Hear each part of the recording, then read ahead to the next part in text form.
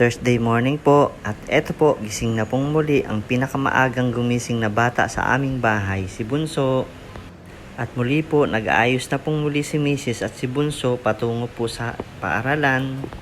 Tapos na po ulit silang mag-ayos, mukhang nagustuhan ni Bunso ngayon ang puyod niya. Napakalaki ng kanyang ngiti, kumakaway pa po. Sa umaga nga pala po, bago siya umalis ng paaralan, pinapag-milk po muna namin siya. Tapos di rin namin kinakalimutan na painumin siya ng vitamins. Oh, ayan, may sobra pang gatas sa bibig. At eto po, nang nakaredy na, paalis na po kami. Time check, 6:44 AM. Kasama na nga pala po namin lumabas ngayon si ate. Pagkahatid po namin kay Bunso, diretso na rin po namin ihahatid si ate sa kanyang school. At eto po, kompleto po kami ngayong apat. Hi ate, hi Bunso. At eto, bago bumaba ng sasakyan, may kiss pa si ate kay Bunso.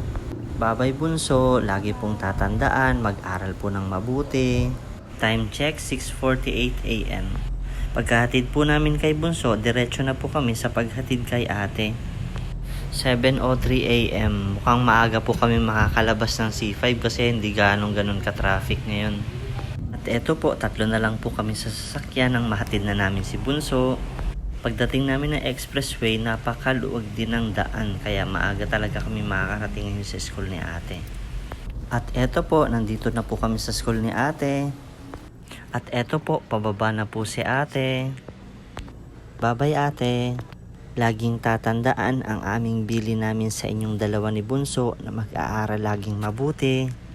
Hindi na nga pala po namin nakuna ng video nung sinundo namin si Bunso. Eto po, nung gabi na at sinundo na po namin si ate. Muli po, kompleto na po kaming apat. At eto po, ang ganap namin ngayong araw ng Huwebes. Maraming salamat po sa panunood.